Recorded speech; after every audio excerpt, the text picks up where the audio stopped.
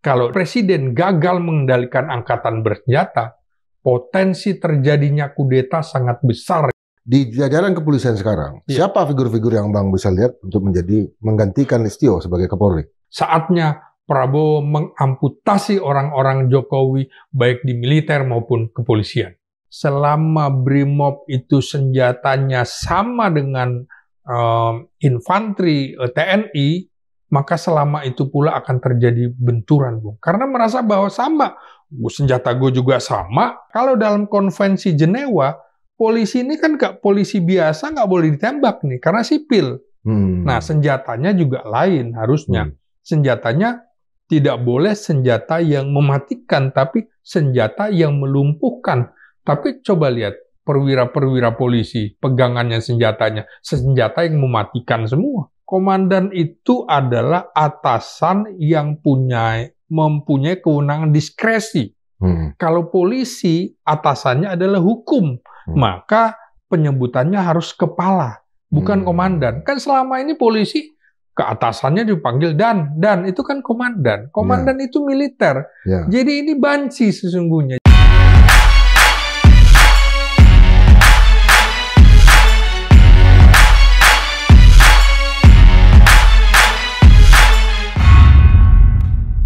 Sobat Marilo, baru saja kita melihat ada Rapim ya, rapat pimpinan TNI Polri, yang tentu menjadi pertanyaan kita semua. Kenapa dilakukan di saat yang sama TNI Polri? Itu diadakan di gedung Tribrata. Kalau kita tahu Tribrata itu kan miliknya polisi. Dan selama 100 hari pemerintahan Presiden Prabowo Subianto ini, kita juga melihat aktivasi yang meningkat. Kalau dari segi grafik ya, dari keberadaan Tentara Nasional Indonesia sendiri. Nah, untuk membahas fenomena ini, untuk membahas kemungkinan-kemungkinan ke depan, kita hadirkan kembali abang kita, kakanda kita, analis politik dari Universitas Nasional, Bang Slamet Ginting. Ya, sehat Bung Indra. Kurang sehat. Kurang sehat. Ya, agak pucat sedikit. Kapolri sendiri mengingatkan tentang prolegnas yang terkait dengan upaya untuk merevisi kewenangan dari kepolisian. Apa yang kita tahu ada sekarang juga RUU Kejaksaan yang memberikan satu hak kepada kejaksaan untuk melakukan penyidikan segala macam. Artinya apa yang abang lihat di sini? Kalau seperti itu kita harus lihat dulu tugas kepolisian. Paling nggak ada 3 ya. Pertama, Tribrata. Menjaga keamanan dan ketertiban masyarakat ya, Kamtibmas. Yang kedua tentunya memerangi kejahatan. Yang ketiga itu melindungi, mengayomi, dan melayani masyarakat. Nah, itu tadi kalau bersinggungan dengan kejaksaan, maka poinnya ada di tugas kedua itu ya, memerangi kejahatan. Jadi crime di situ, kriminal. Nah, memang harus ada menurut saya, harus duduk bersama bagaimana menempatkan dua institusi ini. Karena pernah di era Soekarno, kepolisian di satu sisi berada di bawah Kementerian Dalam Negeri, secara operasional berada di bawah Kejaksaan Agung. Kan seperti itu. Dan sama juga polisi itu kan dalam sejarah kelahirannya itu ada 2 polisi. Pertama, polisi konvensional pada masa itu dia lebih condong menjadi polisi kolonial Belanda. Nah, kemudian yang kedua itu polisi istimewa BRIMOB. Inilah korps polisi tertua yang berjuang bersama tentara untuk merebut kemerdekaan. Nah, jadi ada 2 polisi. Dan itu harus diakui, ada 2 polisi di situ. Nah, polisi yang tertua, polisi istimewa yang kemudian jadi mobil brigade di Indonesia kan, jadi brigade mobil. Nah, karena itu menurut saya harus jelas posisinya siapa sebagai penyidik, siapa sebagai penyelidik. Ya. Karena itu harus juga ditata kembali polisi.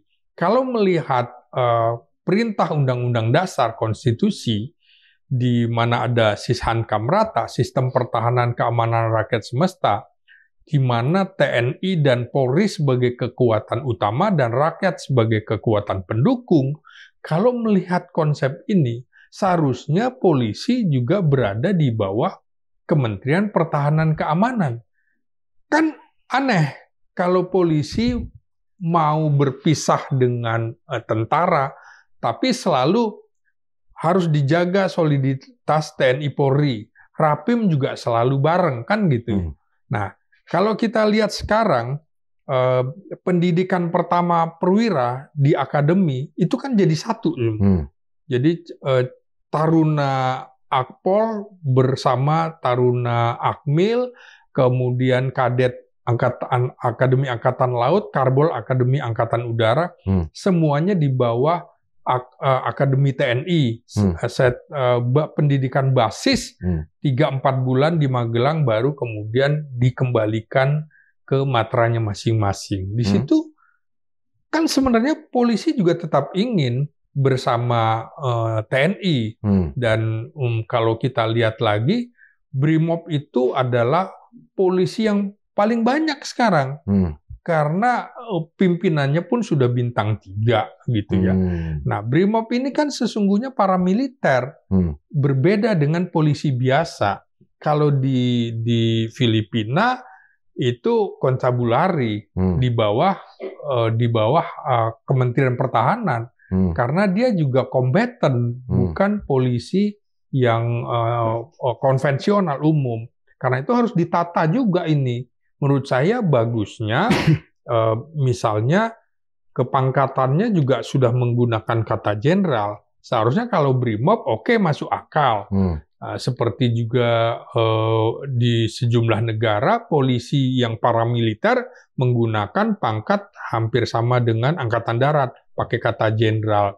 Maka yang polisi konvensional menurut saya sebaiknya tidak usah pakai kata jenderal, carilah istilah yang lain. Kalau memang semuanya mau seperti itu, ya sudah, kembali aja masuk Hankam. Misalnya panggilannya dan nggak boleh. Komandan itu adalah atasan yang mempunyai kewenangan diskresi. Kalau polisi, atasannya adalah hukum, maka penyebutannya harus kepala, bukan komandan. Kan selama ini polisi ke atasannya dipanggil dan itu kan komandan. Komandan itu militer. Jadi ini banci sesungguhnya. Jadi kalau mau, ya sudah, masuk ke angkatan bersenjata. Seperti pernyataan dulu Yasin. Dia mengatakan pada tanggal 18 Agustus 1945, polisi Indonesia ini polisi bersenjata. Kami paramiliter, kami bagian dari kombatan. Nah, bisa berperang. Nah, kalau dalam konvensi Jenewa, polisi ini kan polisi biasa nggak boleh ditembak nih, karena sipil. Nah, senjatanya juga lain harusnya. Senjatanya tidak boleh senjata yang mematikan, tapi senjata yang melumpuhkan. Tapi coba lihat, perwira-perwira polisi, pegangannya senjatanya, senjata yang mematikan semua, bukan senjata yang melumpuhkan. Berarti itu menggunakan senjata militer. Ya. Gitu. Artinya dengan mengatakan bahwa sebaiknya polisi di bawah Hankam, berarti tidak lagi di bawah presiden langsung. Oh, jadi polisi dengan tentara itu, polisi dan militer itu memang harus di bawah presiden, ya kan? Tapi secara administrasinya di bawah kementerian, Bung. Nah, jadi kalau yang sekarang polisi kan tidak di bawah kementerian. Sementara TNI di bawah Kementerian Kemhan kan, polisi berdiri sendiri, minta uangnya langsung ke Kementerian Keuangan, ya kan? Nah, langsung kalau TNI enggak, minta uangnya ke Kementerian Kemhan. Nah, jadi selama status ketatanegaraan ini tidak seimbang antara TNI dan Polri, maka di bawah akan selalu terjadi gesekan. Karena posisinya nggak seimbang, Bung. Betul mereka di bawah presiden, tapi secara administrasi polisi langsung tentara lewat Kementerian Pertahanan. Harusnya enggak. Polisi mau di bawah apa? Misalnya Kementerian Dalam Negeri. Karena kan menyatu dengan Pemda, dengan provinsi. Di mana ada Pemda, kantor provinsi, di situ ada markas kepolisian daerah. Kan begitu. Pilihannya itu. Mau Kementerian Dalam Negeri atau Kementerian Hankam. Kalau polisi konvensional menurut saya bisa itu di bawah Kementerian Dalam Negeri, tapi polisi BRIMOB paramiliter di bawah Kemhan atau Kementerian Hankam. Kementerian Hankam ini kan perintah MPRS, TAP MPRS tahun 1960 yang diwujudkan pada 6162. Maka polisi menjadi bagian dari angkatan bersenjata. Gitu. Artinya sekarang justru momentum untuk mengembalikan posisi kepolisian ini di bawah Kementerian Hankam itu ada ya? Karena presidennya adalah Prabowo Subianto. Ya saya kira perdebatan sebenarnya selesai, Bung. Kalau kita lihat perintah konstitusi Sis Hankam Rata itu, bahwa mereka harus menjadi bagian satu payung yang sama dengan bagian-bagian, misalnya kejahatan yang berskala tinggi, itu bukan lagi polisi konvensional. Resiko tinggi berarti BRIMOB kan. Nah, kalau kemudian sudah lebih tinggi lagi kedaulatan, sudah menyerahkan kepada militer. Lihatlah film-film Die Hard gitu kan. Pertama ditangani polisi biasa, kemudian polisi bersenjata paramiliter, SWAT, iya kan? Special Weapon and Tactic. Nah, begitu kemudian senjatanya beda sendiri. Begitu senjatanya, lapis baja, diserahkan ke militer. Jadi tahapan itu jelas. Kalau dipisah-pisah begini, nggak bisa. Ada ego sektoral di situ, Bung. Merasa bahwa gue bisa nangani. Sama kan? Soal separatis segala macam. Merasa bukan tugas tentara, tugas polisi. Nah, kalau dijadikan satu, jadi jelas kerjanya. Ini udah bukan bagianmu lagi, sudah bagian ini. Kan sama. Ini tentara biasa, infanteri biasa. Ini khusus nih. Ini infanteri khusus yang harus nangani. Ya, jadi pasukan khusus. Ya harus ada step-stepnya. Kalau enggak, ego sektoral masing-masing. Dan selama BRIMOB itu senjatanya sama dengan infanteri TNI, maka selama itu pula akan terjadi benturan, Bung. Karena merasa bahwa sama, senjata gue juga sama, bahkan mungkin lebih hebat karena keuangan polisi tersendiri. Sementara Kementerian Pertahanan dibagi 5 kan? Dibagi 5 apa itu? Kementerian Pertahanan, Mabes TNI, Mabesat, Mabesal, Mabes AU. Dia kelihatan besar tapi dibagi 5. Polisi separohnya tapi sendirian. Itulah yang menurut saya menimbulkan kecemburuan di kalangan prajurit bawah terutama. Kalau kita lihat misalnya operasi yang terjadi di Papua, kan yang banyak jadi korban tewas itu kan polisi. Itu karena mereka mengambil tugas yang mestinya mereka serahkan ke pihak tentara mestinya. Itu yang banyak korban tewas itu TNI, Bung, bukan polisi. Justru TNI ya? Justru TNI. Kan lucu. TNI membackup polisi. Tapi kalau yang lebih banyak mati, TNI-nya. Artinya sebenarnya perannya itu udah harus, misalnya di kota polisi, kemudian di hutannya sudah masuk TNI. Di gunung juga begitu. Kan polisi tidak dilatih untuk perang di hutan. Perang di gunung, kan seperti itu. Jadi pembagian tugasnya jelas. Jangan kemudian tumpang tindih di situ. Sama dengan intelijennya juga tumpang tindih. Nah, makanya seperti saya bilang tadi, kembali lagi ke kasus bagaimana menjaga kedaulatan dari pagar laut itu, kecurigaan saya pantai utara Jawa akan dikuasai. Terus kalau dilihat kan ternyata sampai dengan Sumatera ada, ya Bangka Belitung, di Sumatera Barat, di Makassar, di Palu, dan lain-lain. Loh, ini ternyata sudah lama ya. Ya, betul. Dan patut diduga menurut saya itu akan jadi direklamasi seperti di sejumlah tempat di negara-negara Asia Tenggara itu menjadi pangkalan Cina. Menurut saya intelijen kita harus berpikir sampai seperti itu. Seperti juga Jepang sebelum masuk Indonesia tahun 1942, sejak tahun 38-39 sudah memasukkan orang-orangnya, Bung. Apa iya kemudian kita tidak patut mencurigai wilayah-wilayah tertentu, misalnya seperti PIK, mohon maaf, didominasi oleh kelompok tertentu. Ini nggak boleh dong. Masa dibiarkan seperti itu gitu loh. Seperti negara dalam negara. Lama-lama jadi ada wali kota sendiri dan segala macam. Ini nggak bisa. Kita harus membelah itu. Nggak boleh ada kemudian perkampungan-perkampungan eksklusif seperti itu. Bahaya, Bung. Ya, kalau kita lihat misalnya dari satu sisi yang lain ya, masalah kepemimpinan. Di TNI itu ada terjadi rotasi, ada demokrasi juga. Dari TNI AD pindah ke AU misalnya, AD lagi, kemudian AL, AD lagi ke AU, segala macam. Itu dalam 5 tahun ada 2-3 panglima TNI yang kita lihat. Tetapi di kepolisian itu justru nggak terjadi. Listio udah menjabat, saya nggak tahu sudah berapa lama. Artinya seolah tidak ada demokrasi di sini. Nggak ada rotasi kepemimpinan di sini. Di TNI justru lebih jelas rotasinya. Iya, memang kerusakan pertama itu terjadi pada saat Presiden Jokowi mengangkat Tito Karnavian.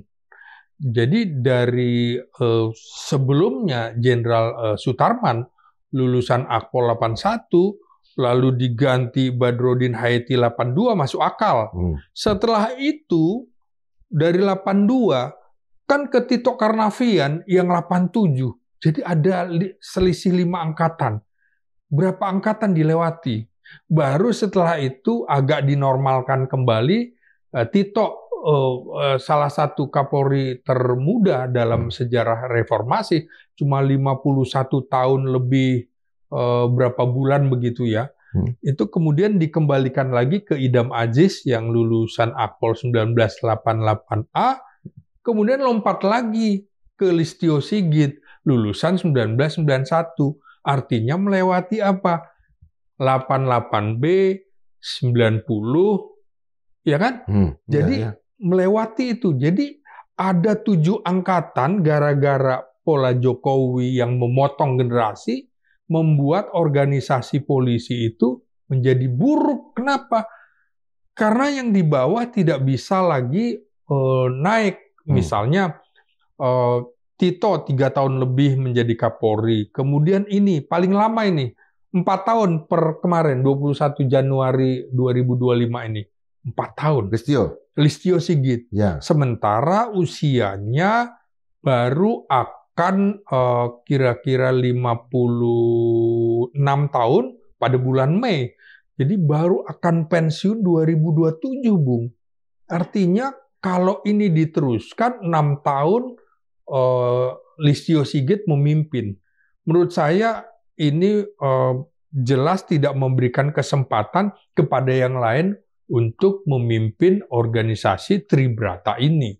Jadi menurut saya sistemnya hancur lebur dibikin oleh Jokowi sehingga nih Bung, ada loyalitas terhadap jenderal-jenderal yang lain. Misalnya era Tito yang seharusnya kan waktu itu yang sudah dimunculkan dan lulus fit and proper test adalah Budi Gunawan, lulusan 1983 itu ya, untuk menggantikan Sutarman dari 81. Karena ada kasus, maka untuk sementara dipasanglah Badrodin Haiti sampai sekitar setahunan. Baru kemudian untuk menghormati Budi Gunawan yang menang dalam pra-peradilan di Jakarta Selatan, tetap diberikan bintang 4 tapi tidak Kapolri di Kepala BIN. Nah, di sini kan juga ada rivalitas antara Tito dengan Budi Gunawan, itu kan nggak sehat gitu ya. Belum lagi dengan Wakil Kepala kepolisian yang juga misalnya Aridono yang cukup senior segala macam. Seperti yang sekarang Ahmad Doviri, wakil kepala Polri itu juga senior 89. Jadi seharusnya generasi-generasi angkatan Ahmad Doviri itu yang harusnya memimpin, bukan angkatannya Listio Sigit Prabowo. Nah, berbeda dengan TNI relatif lebih stabil kan gitu ya. Walaupun saya tidak begitu setuju dengan pergantian. Itu hak prerogatif presiden. Jadi bukan perkara pergantian, tapi hakikat ancamannya apa? Misalnya kita konsentrasi di Laut Cina Selatan, di Natuna Utara. Itu adalah gangguannya dari laut. Maka biarkan saja panglimanya dari Angkatan Laut. Kalau diganti lagi masih di sana bahaya, Angkatan Laut aja lagi, nggak ada masalah. Tapi kalau kemudian hakikat ancamannya nyata-nyata, misalnya di Papua, wilayah darat, ya sudah, Angkatan Darat lagi, nggak ada masalah. Jadi bukan perkara pergiliran, tapi ancamannya seperti apa. Misalnya belajar dari Israel gitu ya, darat terus, tiba-tiba kemudian Angkatan Udara. Loh, ancamannya di darat, diganti lagi, ke darat lagi sampai sekarang. Nah, itu juga harus dilihat, bukan perkara harus giliran. Kalau giliran nantinya jadi sangat politis. Apalagi kemudian undang-undangnya menurut saya juga harus direvisi. Harus lewat persetujuan parlemen. Emang siapa parlemen ini? Apa semuanya harus lewat parlemen?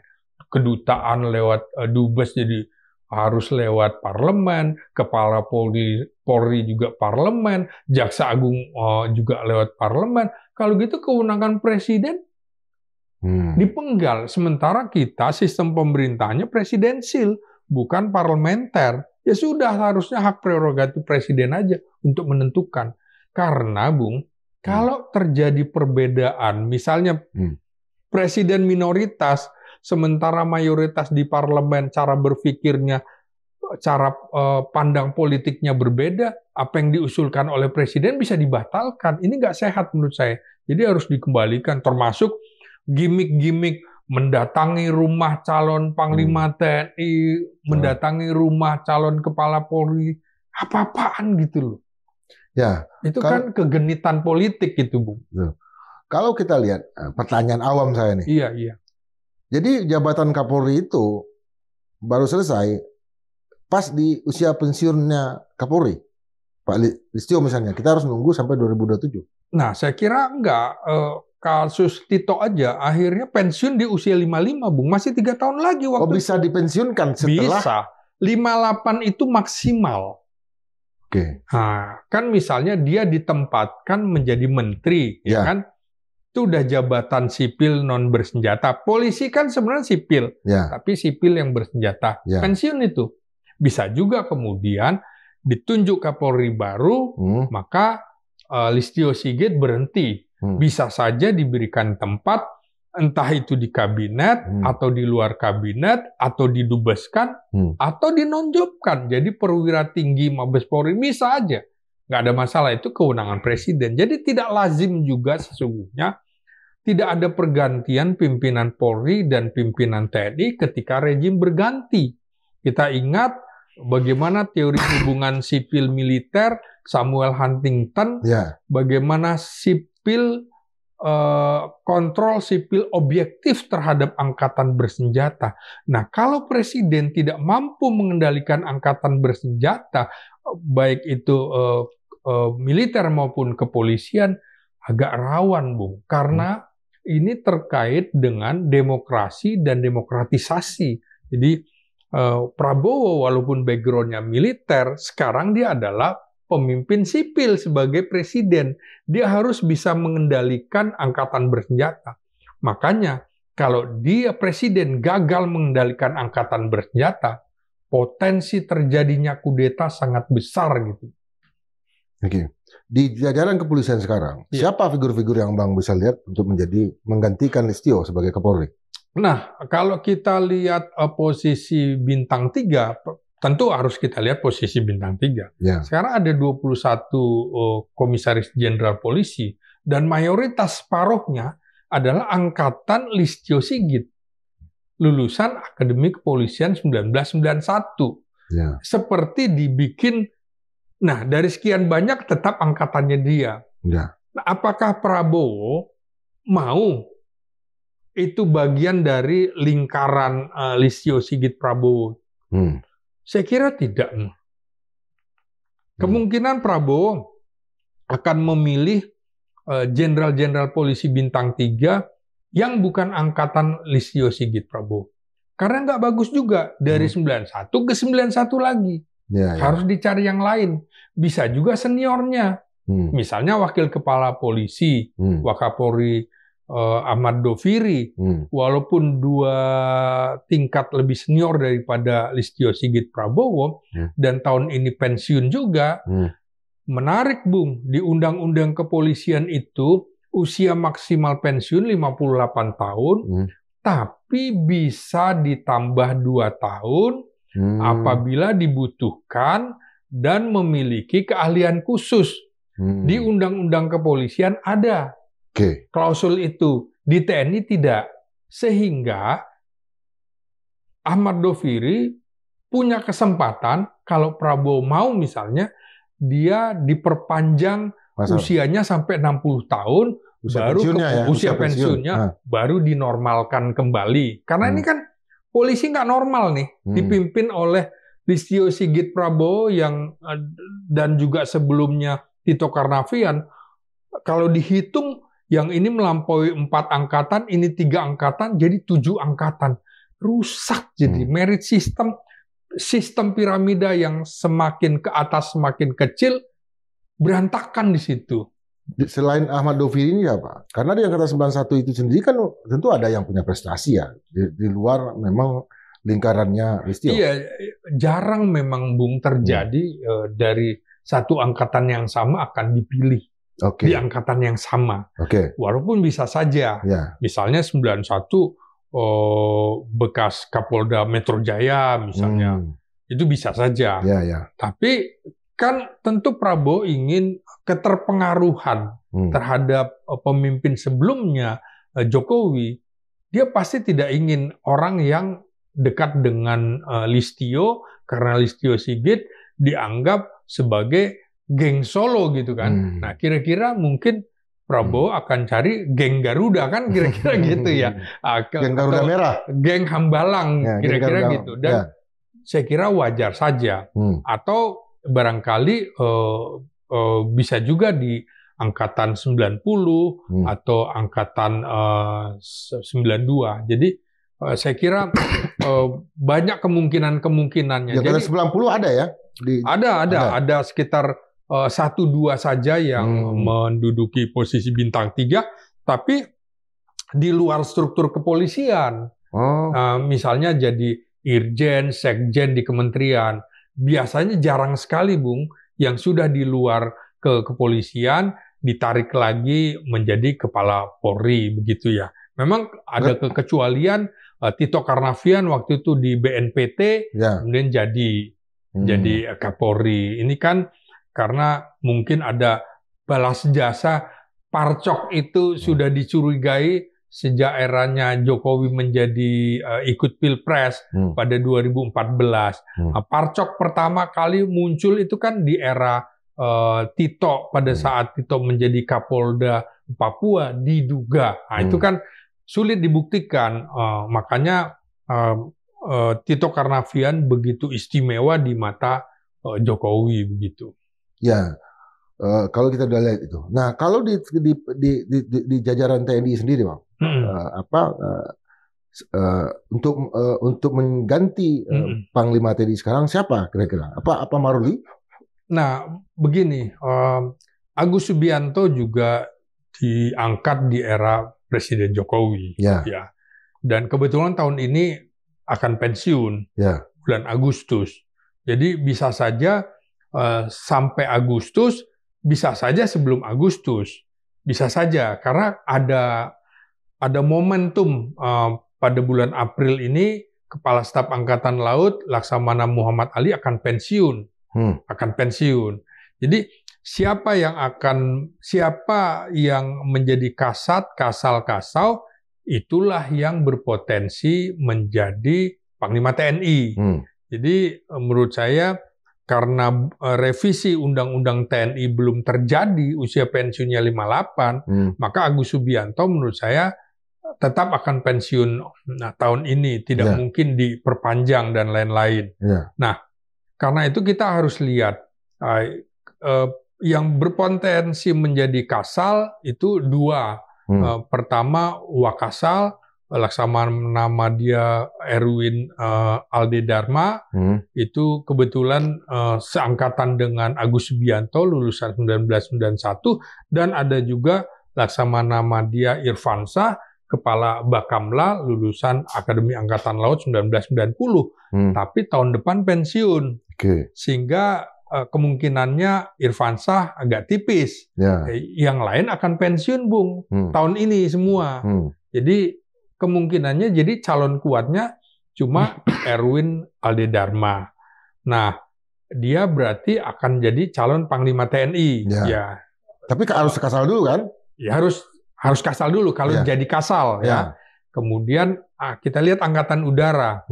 Nah, ini kan masih punya hubungan kekerabatan dengan Jokowi nih, Bung. Muhammad Tony Harjono ini ya.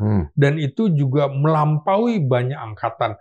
Bayangkan dari Fajar Prasetyo lulusan Akademi Angkatan Udara 1988B diganti oleh Muhammad Tony Harjono lulusan 93. Bayangkan. 93, jadi melewati 89, 90, 91, 92, 5 angkatan. Rusaknya Jokowi di situ, Bung, menurut saya. Nah, saya kira Prabowo membaca itu. Dan bisa saja momentum pergantian Kepala Staf Angkatan Laut juga akan disertai dengan pergantian Kepala Staf Angkatan Udara. Masuk akal juga, Bung.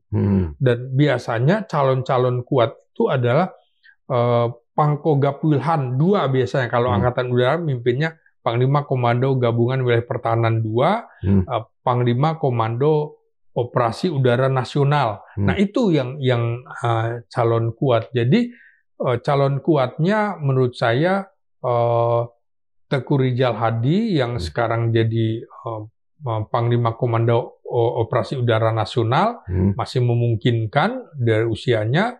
Kemudian satu lagi Rizal Huda. Nah, ini juga berpotensi menjadi Kepala Staf Angkatan Udara. Jadi kalau mereka jadi Kepala Staf Angkatan Udara, berpotensi besar menjadi Panglima TNI. Karena dari darat, kalau giliran rotasi ya. Maka sebelumnya kan Agus Subianto menggantikan Yudo Margono, Laksamana Yudo Margono yang Angkatan Laut. Nah, tapi kan belum tentu juga. Nah, kembali lagi. Artinya dari darat ke darat pun bisa ya? Sangat bisa, sangat bisa. Karena dapat bergantian. Kalau dapat itu artinya bisa dilakukan, bisa tidak. Kecuali tulisannya wajib bergantian. Ini kan dapat bergantian. Kalau dapat bisa tidak dapat juga kan? Nah, lihat lagi kalau Maruli Simanjuntak, kasat yang sekarang masih muda sekali, Bung. Ini bulan ini usianya 55 tahun, jadi masih 3 tahun lagi. Apakah Prabowo mau Maruli menjadi Panglima TNI atau tetap jadi kasat? Menurut saya belum tentu juga, karena bagaimanapun juga ada keterpengaruhan rival politik ke Prabowo, dalam hal ini Luhut Binsar Panjaitan, di mana itu menjadi mertuanya Maruli Simanjuntak. Maruli juga kebetulan pernah menjadi komandan Grup A pas Pampres. Grup A itu komandan Grup A mengawal presiden. Yang paling dekat dengan presiden. Juga menjadi komandan pasukan pengamanan presiden. Pernah juga menjadi danrem di Solo, kan dekat dengan keluarga Jokowi. Apakah keterpengaruhan Jokowi itu akan diteruskan oleh Prabowo? Saya nggak yakin, Bung. Bisa saja nanti di antara bulan April sampai Agustus itu terjadi pergantian 3 kepala staf angkatan dan kemudian berlanjut pergantian Panglima TNI. Bagaimana dari darat ya kan? Dari darat itu tentu sangat mungkin beberapa orang, misalnya Kunto Arif Wibowo, anaknya Tri Sutrisno yang menjadi Pangkogap Wilhan I di wilayah Alki I. Ini kan tidak lazim karena biasanya Pangkogap Wilhan I itu dipimpin Angkatan Laut, bukan Angkatan Darat. Kemungkinan ada tugas khusus dari Presiden Prabowo kepada Kunto Arif Wibowo dalam kasus Rempang itu, Bung. Jadi Rempang ini bagaimanapun juga harus dicurigai membuat pabrik kaca di mana rakyat disingkirkan di situ. Bukan tidak mungkin ini akan menjadi pangkalan bagi Cina, begitu kan? Ya, kita harus berpikir sampai sejauh itu, Bung. Ya itu dulu pikiran sederhananya kalau tentara ya harus begitu. Ya harus begitu. Bukan kan? Pikiran jauh, itu pikiran dekat malah. Pikiran dekat. Ya. Kita pun dulu waktu melawan Belanda menyusupkan tentara-tentara kita, pasukan khusus ke Irian Barat di mana ada Belanda, disusupkan. Nah, kalau laut ini tidak dijaga dengan baik begitu ya, maka bisa juga disusupkan kan tentara-tentara Cina di situ. Makanya kemarin misalnya kita Menteri Pertahanan bersama Panglima TNI dan Kasal ke Lombok itu meninjau kapal induk Angkatan Laut Prancis. Jadi kita sekarang banyak kerjasama membeli alat utama sistem senjata dengan Prancis. Karena Prancis tidak membohongi, Bung. Tidak seperti, mohon maaf, Amerika. Kita mau beli aja dipersulit. Giliran kita boleh beli, senjata-senjatanya dipreteli yang lain, nggak berfungsi. Akhirnya kita membeli Rafale, dan sebentar lagi Rafale datang ke Indonesia, pesawat tempur itu akan ditempatkan di Riau. Artinya apa? Memang ada potensi hakikat ancaman kita di Laut Cina Selatan, di Natuna. Maka kalau pengerahan rakyat, sistem peranan keamanan rakyat semesta, Angkatan Darat lah yang punya kemampuan itu. Jadi patut dicurigai di situ. Jadi Kunto Arif Wibowo punya peluang menjadi Kasat, itu satu. Kedua, Panglima Kostrad Muhammad Fajar, itu lulusan 1993, dekat dengan Prabowo karena pernah menjadi Direktur Jenderal Potensi Pertahanan di Kementerian Pertahanan. Nah, kemudian yang ketiga, tentu saja Panglima Komando Gabungan Wilayah Pertahanan 3 di Papua. Itu Bambang Trisno Hadi, Irjen Bambang Trisno Hadi, itu lulusan terbaik Akmil 1993. Itu 3 itu nominasi kuat, ditambah lagi Wakil Kepala Staf Angkatan Darat. Jadi Wakasat ini juga sangat Tantio Budi Revita, ini lulusan 1991, dekat dengan Presiden Prabowo, sebelumnya juga menjadi Kepala Badan di Kementerian Pertahanan.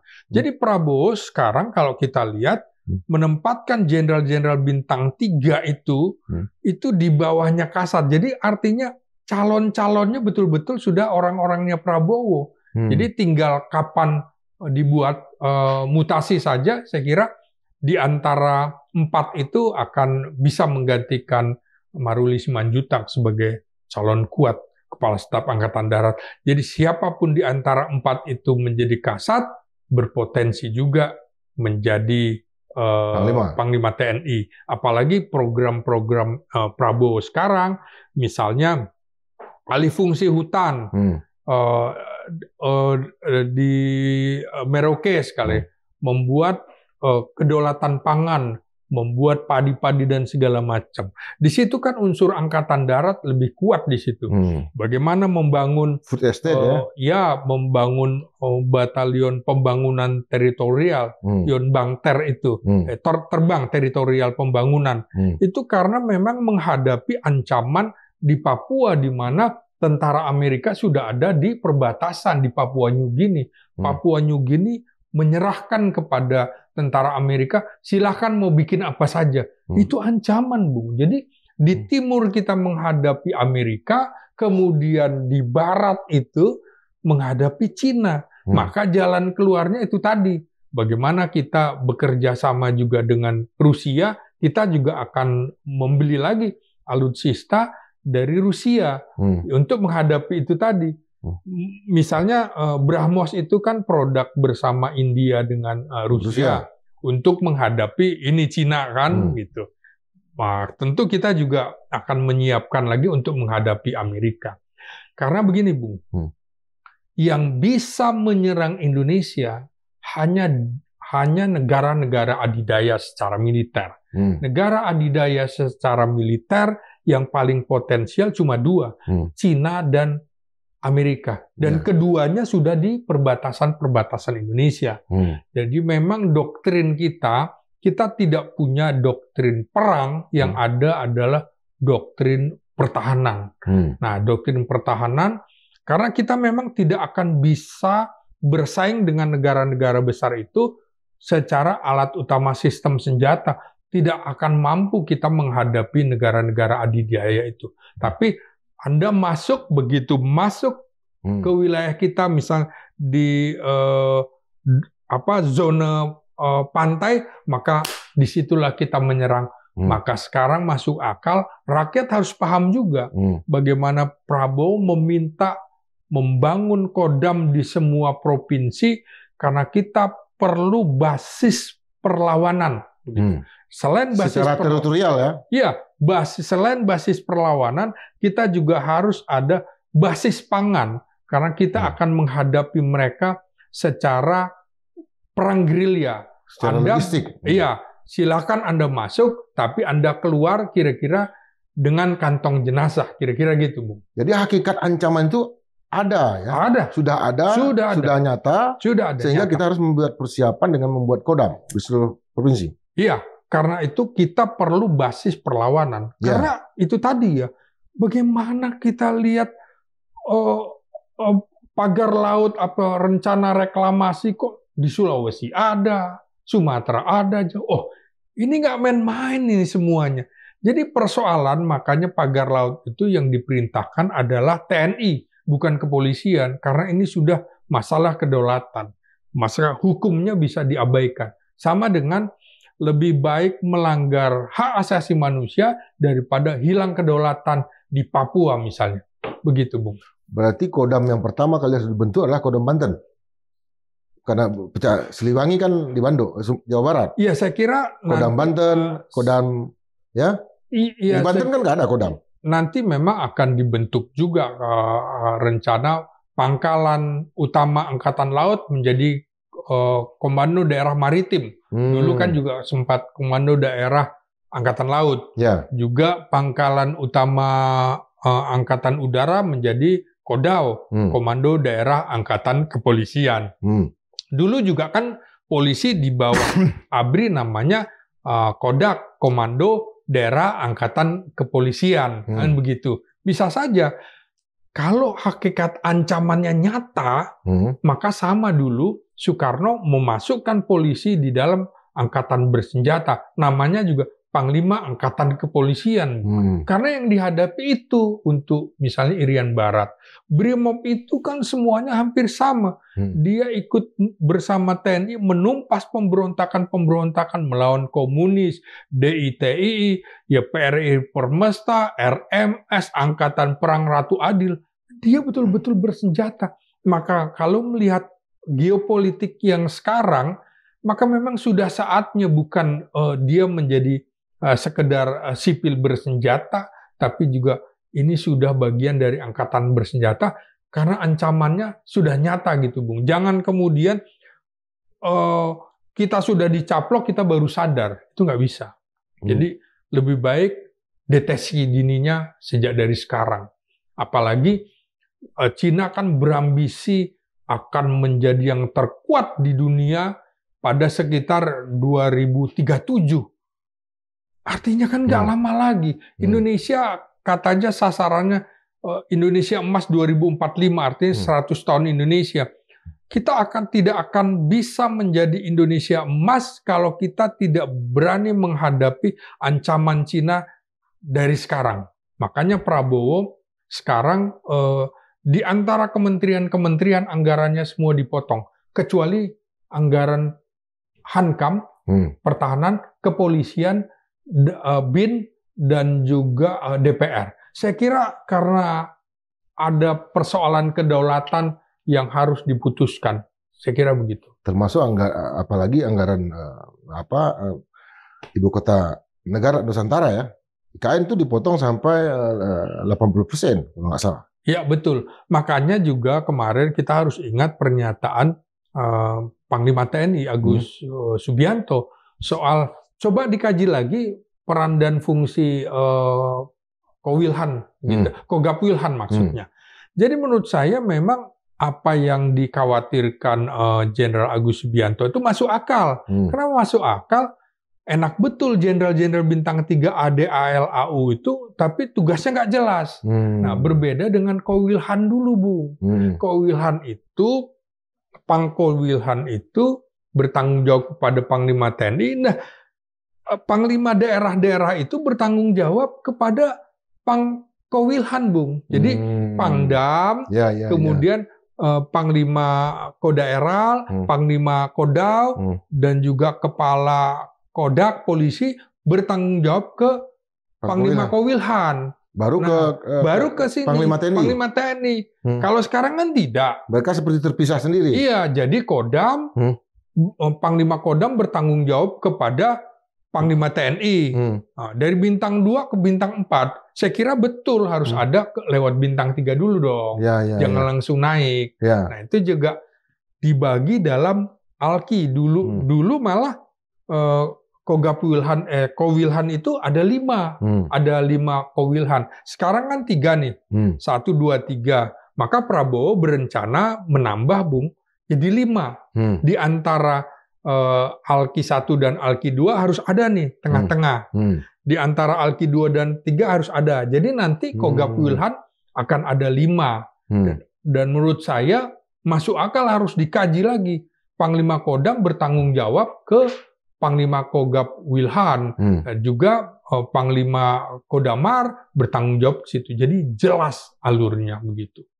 Artinya kalau kita kembalikan kepada Rapim TNI tadi dan kemudian tingkat kehadiran tentara yang katakanlah lebih terlihat selama 100 hari pemerintahan Pak Prabowo Subianto ini, Pak Presiden Prabowo sedang menegaskan bahwa kita selama ini, selama era sebelumnya, mau tidak mau kita harus menyebut Presiden Joko Widodo, itu sangat lemah di bidang pertahanan dan apalagi keamanan. Saya kira nggak paham juga, Bung. Jangan-jangan nggak paham. Sama dengan Indonesia, tentara Indonesia itu tidak akan pernah punya ambisi untuk menyerang. Indonesia nggak boleh menyerang negara lain. Karena perintah undang-undang kan begitu. Bahwa sesungguhnya kemerdekaan itu adalah hak segala bangsa. Dan oleh sebab itu maka kemerdekaan di atas dunia, penjajahan di atas dunia harus dihapuskan karena tidak sesuai dengan pri kemanusiaan dan pri keadilan. Sesuai kan dengan sila kedua. Nah, jadi kita tuh tidak akan pernah negara kita seperti negara-negara sekutu Amerika yang menyerang. Kita tidak akan. Jadi kita nggak punya doktrin perang tuh nggak punya. Yang ada doktrin pertahanan. Nah, jadi kita tidak akan menyerang. Maka memang ada pertanyaan, itu waktu Timur Timur apa bukan menyerang? Apa bukan invasi? Bukan. Ingat nggak pidato, lagi-lagi pidato Bung Hatta pada saat ingin membentuk negara Indonesia dari mana wilayahnya? Wilayahnya untuk sementara adalah wilayah bekas jajahan Hindia Belanda. Walaupun ada wilayah-wilayah lain yang satu nenek moyang kita. Tapi ini kan waktu mepet, itu nanti saja diselesaikan.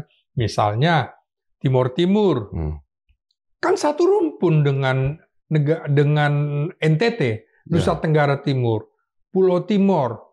Ini Timor Barat, ini Timor Timur. Hanya dibatasi karena ulah penjajah kan, Portugis dan Belanda.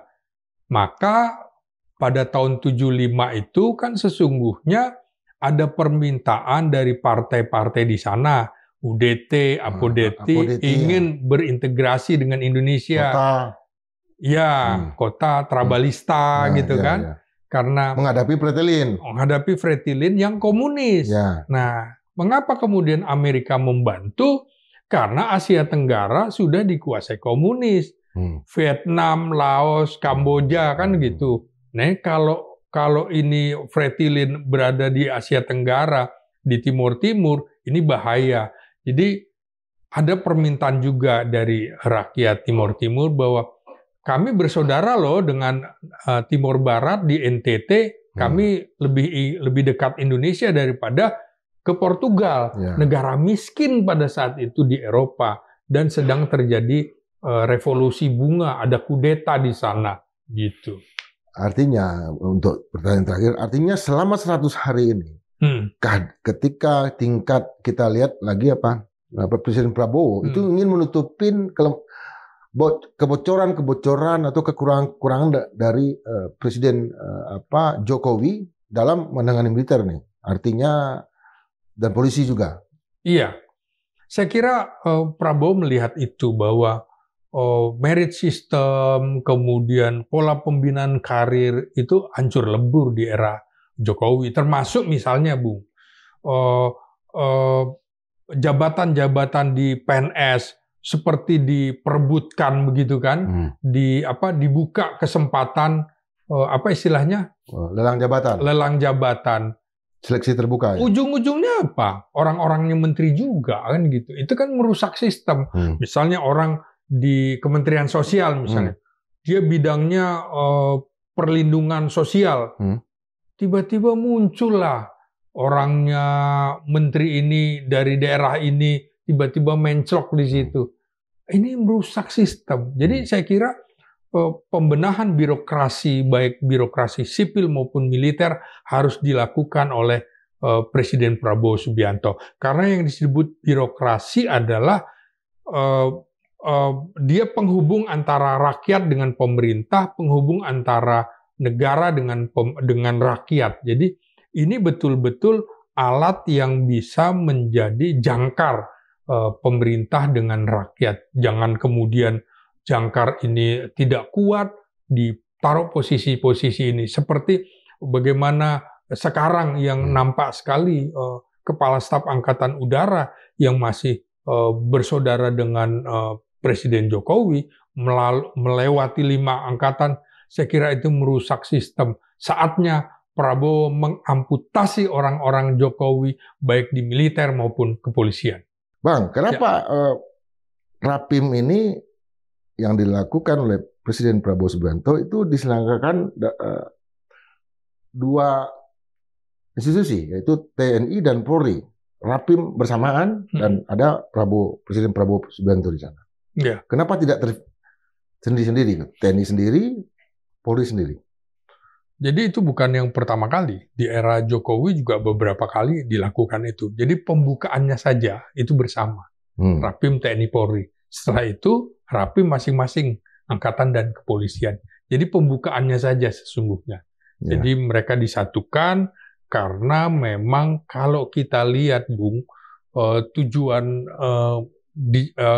tujuan berdirinya negara Indonesia itu ada 4 ya. Dari 4 itu 2 itu merupakan tugas TNI Polri. Ya, pertama tentu saja melindungi segenap bangsa dan seluruh tumpah darah Indonesia. Tumpah darah ya? Ya, itu kan jelas tugas-tugas pertahanan keamanan ya. Kemudian yang kedua memajukan kesejahteraan umum. Nah, itu lebih ke Kesra gitu ya. Kemudian yang ketiga mencerdaskan kehidupan bangsa. Nah, yang keempat kan jelas tuh ya.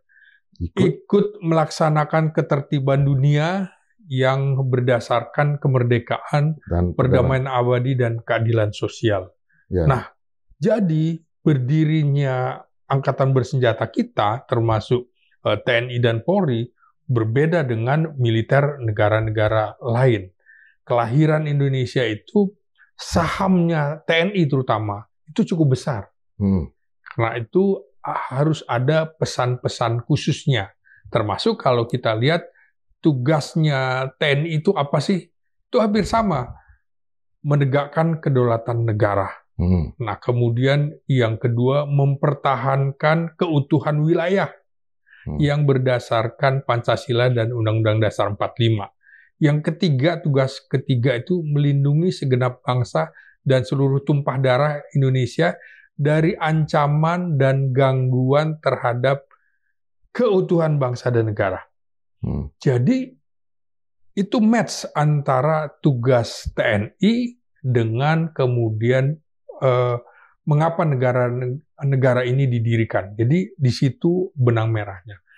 Maka menurut saya Prabowo yang sangat patriotik dan nasionalistik ini selalu akan menekankan hal itu.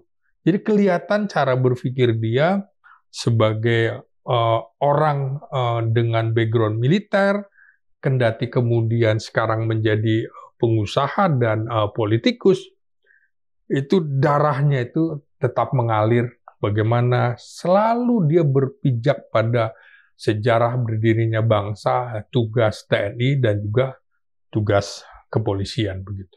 Dari pidatonya Pak Presiden Prabowo Subianto, yang paling menarik buat saya itu adalah pernyataan bahwa jika Anda jenderal, maka Anda mestinya bisa menyerahkan nyawa Anda untuk rakyat. Iya. Apa yang Abang bisa tangkap dari itu? Artinya kalau dia jenderal. Iya. Jadi memang pangkat tertinggi sesungguhnya di militer dan juga kepolisian ada di pangkat kolonel dan juga komisaris besar polisi. Kalau sudah jenderal, sudah lain itu. Itu sudah pangkat politis, itu sudah pangkat yang memang istimewa.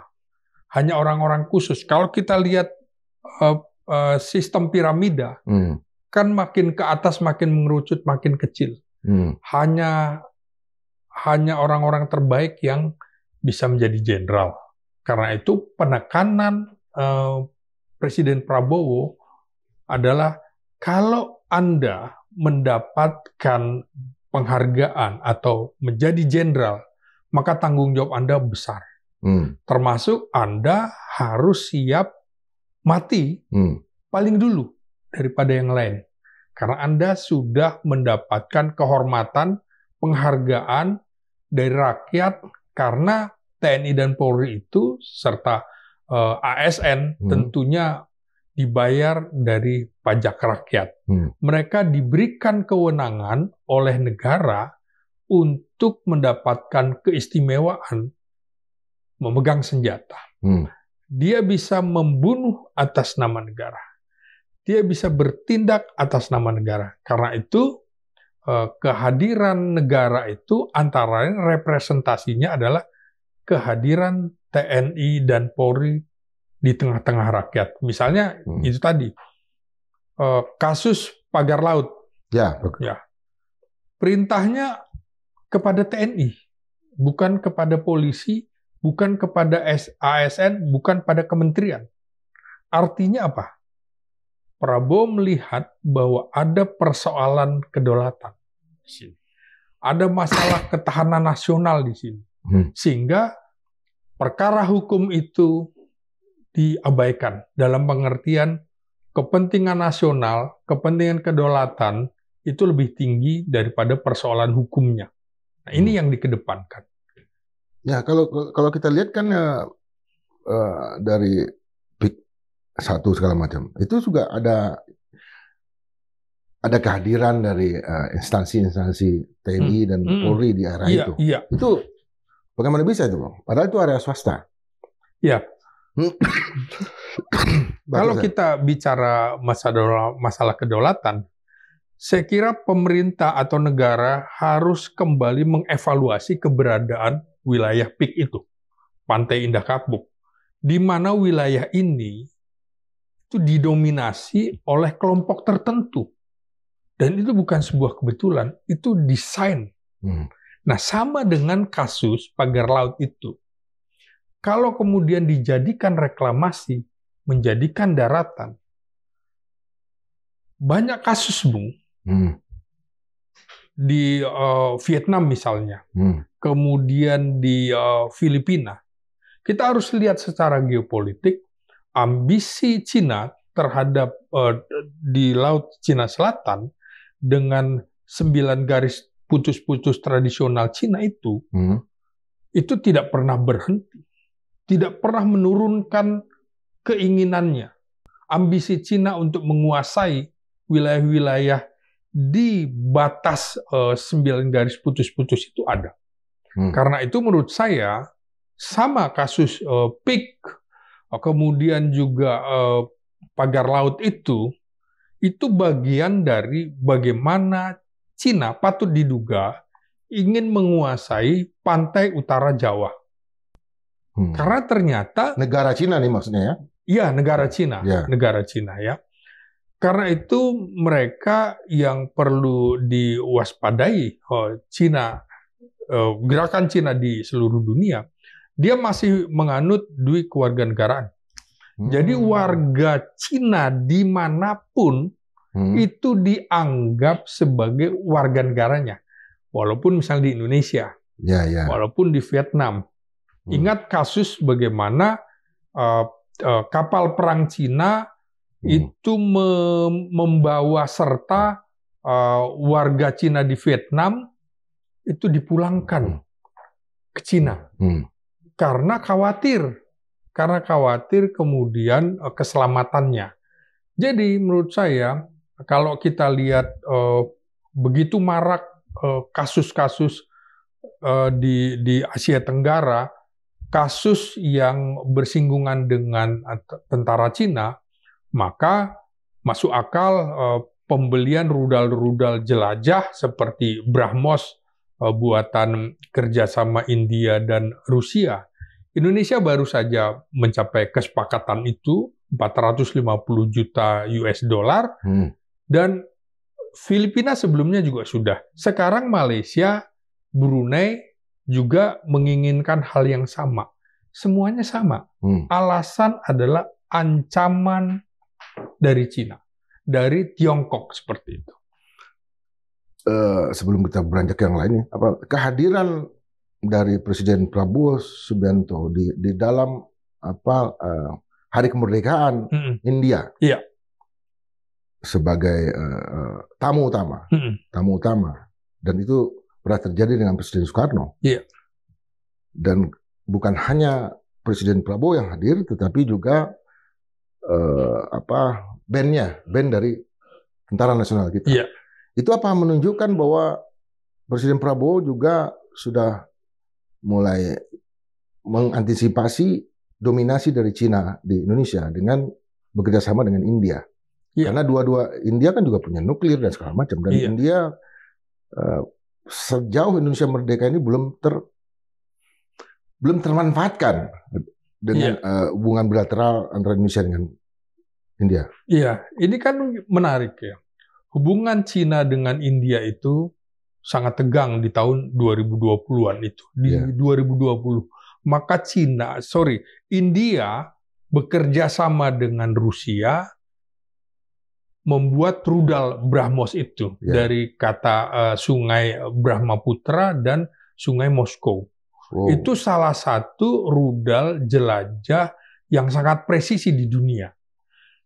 Itu ketika terjadi konflik di perbatasan Cina dengan India, berapa banyak tentara dari kedua negara tewas di situ. Karena itu menarik ya. Cina dan India kan berada di dalam satu panel aliansi BRICS. Brazil, Rusia, India, Cina, dan Afrika Selatan. Nah, secara perdagangan mereka bersatu, gitu ya. Tapi tetap ada rivalitas di antara mereka, gitu ya. Maka kalau kita lihat Indonesia masuk ke situ, kebetulan India, Cina, dan juga Indonesia kan salah satu 3 negara dengan jumlah penduduk terbesar di dunia selain Amerika Serikat.